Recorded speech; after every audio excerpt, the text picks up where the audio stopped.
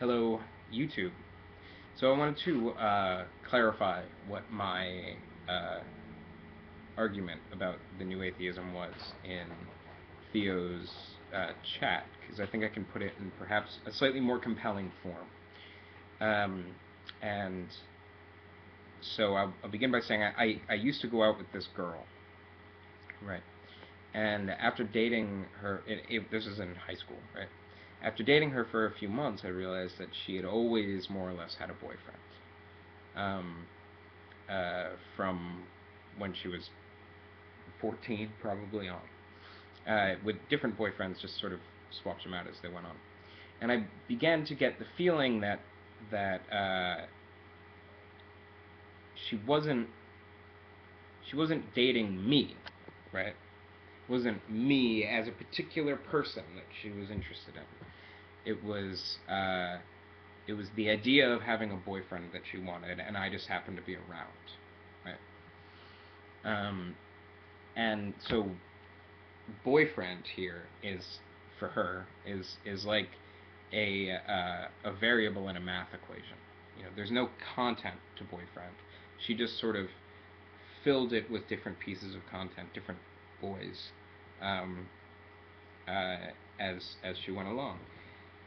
Um, and and this ended up leading to me breaking up with her. It ended up to me with me saying, you know, you don't want to date me. You just want to date someone, right? Um, and and we went our separate ways. Um, Now that idea, the notion of boyfriend as a piece of formal content, sort of an empty signifier that you can plug different things into. That is what I think, how I think the notion of God really operates. It's not uh, it's not any particular God, right?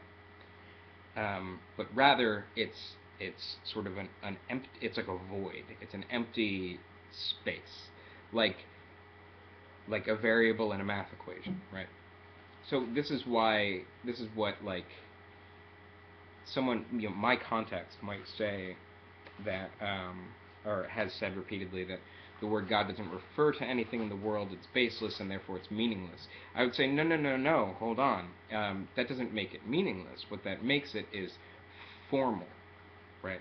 It's a form that has no content. But much like a variable in a math equation, um, it still stands in certain relationships, and it still structures certain relationships for the theist. Um, uh, and for my ex, the notion of the boyfriend was sort of a form that structured her life, you know, um, but was independent of any particular person to fill that. So I want to say that the notion of God it stands in some sense independent to any particular God. Not totally, but so if that's the case, this, by the way, my cat, I just got her the other day, and I love her very much. Her name is Gloom. She's about 3 months old, and I adore her. I had a cat back home named Doom, so I've had two cats, Doom and Gloom, and I love her very much. Sorry, that's just an aside. So this notion of God as just a variable rather than a number, right?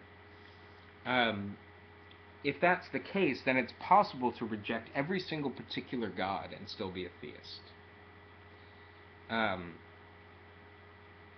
this is it's possible to reject every single particular God and not be an atheist, is a better way to say it. Because you can still preserve uh, all of the effects that proliferate from that void, from that vacuum, right? So, and I think that this is something that even the new atheists affirm when it suits them. Um, And my example would be, I've heard Richard Dawkins, Christopher Hitchens, and Bill Maher, and I'm sure most new atheists would affirm this when it comes to, for instance, Stalinism. Right? So, to explain what I mean when I talk about Stalinism and how that's a form of theism without any particular God, what in this formal conception of God, instead of talking about describing God and then rejecting that, what we have to do is we have to talk about what that idea does for people, right? What are the effects that are produced by this variable? What relationships are constructed by this variable?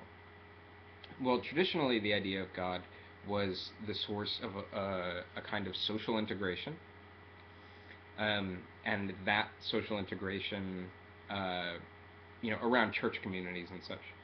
That social integration produces norms, communitarian norms, which then become the basis for values.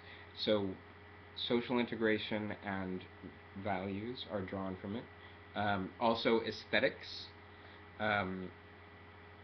was for a very, very long time considered the space of religion. If you study the history of music, tonality, for instance, the fact that we have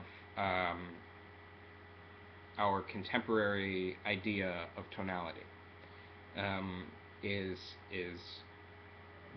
very intimately tied to religion, and justified on theological grounds.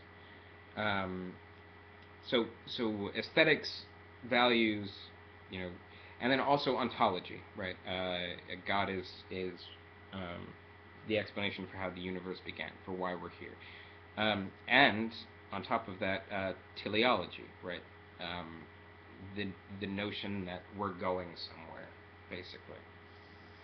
So, and I think that this is why you have arguments for the existence of God in these forms: the ontological argument, the cosmological argument, which would be the discussion of the beginning, right? The teleological argument, the discussion of where things are going or why things are here, or to show that things are here with a purpose. The moral argument, right? I think that the argument from beauty is another one. I think that this is why those arguments exist in the realm of apologetics, because these are the functions that God plays. These are the roles that God are played in past tense. Now, how does this relate to Stalinism? Well, when belief in God becomes unsustainable with the rise of modernity, this is the Nietzschean critique. This is also Max Weber's critique. This is Marx's critique. This is, you can go on and on. With the rise of modernity, belief in God, or God as the organizing principle for communities, God as the sort of transcendental imperative, becomes unsustainable. The outcome of history is such that we find the idea unbelievable. Well, when God dies, this is what Nietzsche means when he says God is dead. Right? When God dies, then what follows with something like Stalinism, and I think most totalitarianisms, is, okay, let's keep all of these effects. Let's keep all of the relationships to God, and let's substitute God for the state. And then we can preserve everything and have total power, right? This is sort of the logic of Stalinism. And you see it affirmed by, again, people like Bill Maher, Richard Dawkins, Christopher Hitchens, when it gets that far, right?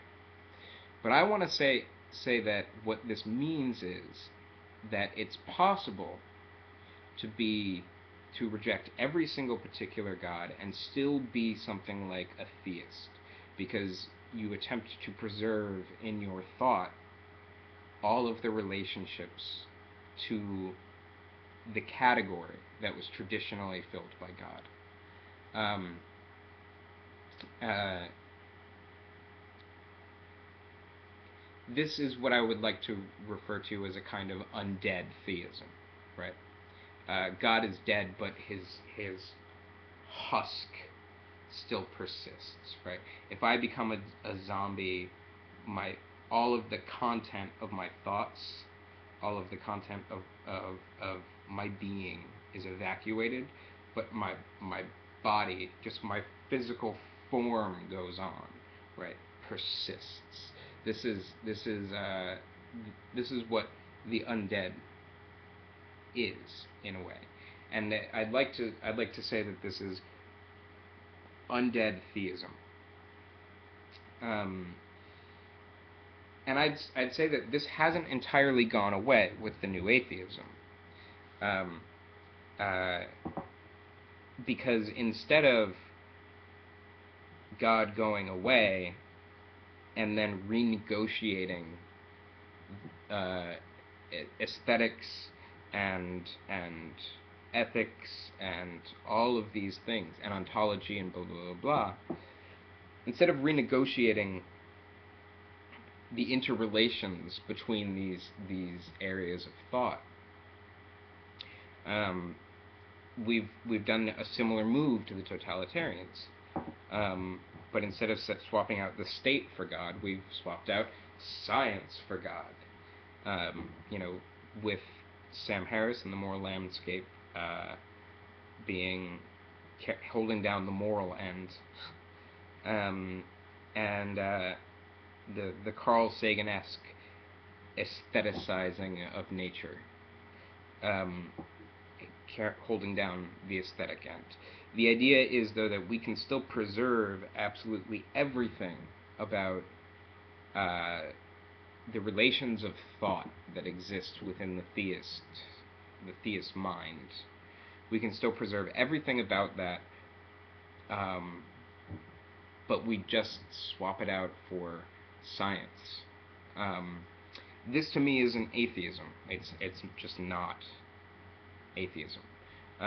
There's a much more radical form of atheism, which would be to actually renegotiate this formal category and to try and do away with the master signifier,